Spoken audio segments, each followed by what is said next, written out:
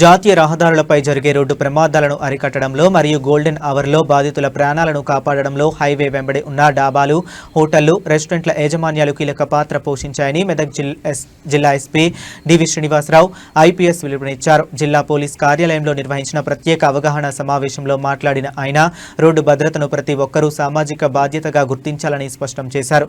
జిల్లాలోని 255 కిలోమీటర్ల మేర ఉన్న 7 జాతీయ రహదారులపై నిరంతరం వాహనాలు రాకపోకలు సాగిస్తుంటాయి.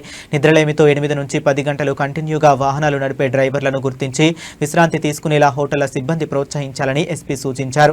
ప్రమాదం జరిగిన వెంటనే 100, 112 లేదా 108కి సమాచారం ఇచ్చి క్షతగాత్రులను ఆసుపత్రికి తరలించేలా హోటల్ సిబ్బందికి ప్రథమ చికిత్స మరియు సిపిఆర్ ప్రత్యేక శిక్షణ ఇవ్వాలన్నారు.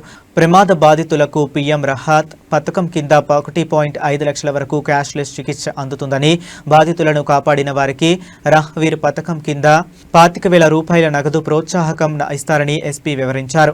గుడ్ సమారిటన్ చట్టం ప్రకారం సహాయం చేసి వారికి పూర్తి రక్షణ ఉంటుందన్నారు. అలాగే ప్రతి హోటల్లో క్రమబద్ధమైన పార్కింగ్ సదుపాయం, కనీసం 4 సీసీటీవీ కెమెరాలు నిరంతరం పనిచేసేలా చర్యలు తీసుకోవాలని ఆదేశించారు. ప్రతి హోటల్ ఒక రోడ్డు భద్రతా కేంద్రంగా మారాలని ఎస్పీ ఆకాంక్షించారు. కరెక్ట్గా మీకు చేసి ఒక లైఫ్ సేవ్ చేస్తే మీకు 25,000 రూపాయలు కూడా వస్తాయి. మీకు ఇంతకు చెప్పారు కదా, అది కూడా వచ్చింది కొత్తగా. అదంతా భయపడకుండా ఉండడానికే పెట్టారు. అది ఉపయోగించుకోవచ్చు. అసలు అయితే మీరే ఆటోలో తీసుకుపోయి వాళ్ళని చెక్ చేస్తే వాడి ప్రాణం పడుతుంది, ఒక లైఫ్ నిలబడుతుంది, ఒక కుటుంబం నిలబడుతుంది. కాబట్టి ఇది కూడా మీరు చేస్తారని ఆశిస్తున్నాను. మీకు తెలుసు జగన్ అన్నట్టు చేయాలి. ఎంబడే 108, 100, 108 చేయొచ్చు. అంబులెన్స్ కావాలంటే, పోలీస్ చేయాలంటే 100, 112 or 100 అది చేస్తే మా వాళ్ళు కూడా హైవే పెట్రోల్ ఉంటుంది. ప్రతి హైవేకి పెట్రోలింగ్ టీం ఉంటుంది. మీకు తెలుసా లేదో, పోలీస్ టీం ఉంటుంది. హైవే పెట్రోలింగ్కి వాళ్ళ వేరే ఉంటాయి, మా వేరే ఉంటాయి. ప్రతి హైవేకి ఒక టీం ఉంటుంది మన ఏరియాలో. వాళ్ళు ఖచ్చితంగా ఎటుకున్నా హైవే మీద ఉంటారు. మీరు ఎక్కడి నుంచి ఫోన్ చేస్తే 10 నిమిషాలు వచ్చేస్తారు. 100 చేస్తే 10 నిమిషాలు వచ్చేస్తారు. 100 కంటే ముందు వస్తారు, ఒకసారి అంతకంటే ముందు కూడా ఒకసారి వస్తారు. కాబట్టి అది కూడా ఉపయోగించుకొని చేయండి. ముఖ్యంగా సీసీ ఇంకోటి బయలుదేరి వస్తుంటారు మీ దగ్గరికి. లేడీస్ వస్తారా? లేడీస్ వస్తుంటారు, డే నైట్లో వస్తుంటారు. వచ్చినప్పుడు వాళ్ళు కూడా ఎటువంటి ఇబ్బంది కాకుండా చూడాలి. ఎవరైనా ఆకతాయిలు కానీ ఎవరైనా యూటీజింగ్ కానీ ఇట్లా చేస్తున్నారు, మాకు ఇమీడియట్గా ఫోన్ చేయాలి. ఫోన్ చేస్తే మన వాళ్ళు వస్తారు. అది కూడా ఇంపార్టెంట్. మహిళల భద్రత కల్పించాలి మీరే కదా. మీ డాబా దగ్గరకు వస్తే, మీ పెట్రోల్ బంక్ వస్తే, మీ దగ్గరకు వస్తే ఎవరు చేయాలి? మీరే చూసుకోవాలి కదా. కాబట్టి అది కూడా అట్లా గమనిస్తే ఇమీడియట్గా మనకు ఇవ్వాలి. దాంతోపాటు నైట్ టైంలో దొంగలు కూడా ఒకసారి వస్తుంటారు సస్పిషియస్గా అనిపిస్తే, అది కూడా అనిపిస్తే కూడా మీరు ఫోన్ చేయండి, వచ్చి వెరిఫై చేస్తాం.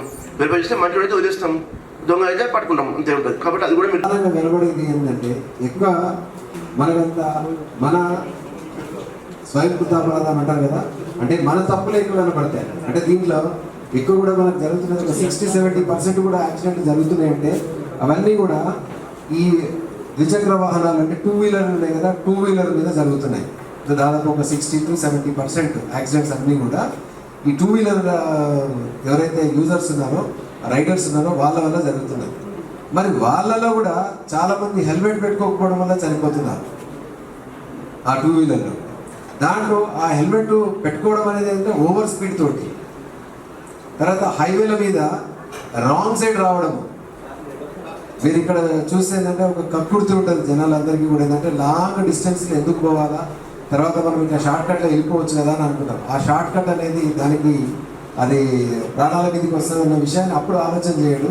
సరే ఏం కాదులే, నాకేం కాదని ఒక ధైర్యము దీంతో వెళ్ళిపోతాడు.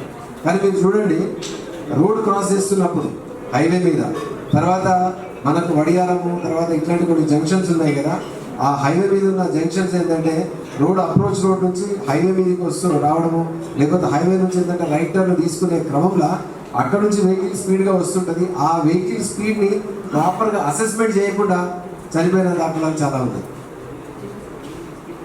దీంట్లో ఇప్పుడు చాలా కూడా చెప్తారు ఏంటంటే, మనము రోడ్డు మీద పోయేవాళ్ళు అంటే ఎవరు ముందు పోతే ఎవరు వెనక్కి వెళ్ళి రావాలి, తర్వాత ఎవరికి రెస్పెక్ట్ చేయాలి అనేది కూడా ఉంటుంది. అంటే ఒక సూత్రం కూడా ఉంటుంది. అంటే ఫస్ట్ హైవే మీదకి ఒక ఆయన వస్తుంటాడు, స్పీడ్గా వెహికల్ వస్తుంటాడు, అప్రోచ్ రోడ్ నుంచి పోతుంటాడు. లేకపోతే ఏదైనా కేసు అయిపోయినప్పుడు, యాక్సిడెంట్ అయిపోయినప్పుడు మేము ఎవరి మీద కేసు చేస్తాం తెలుసా అంటే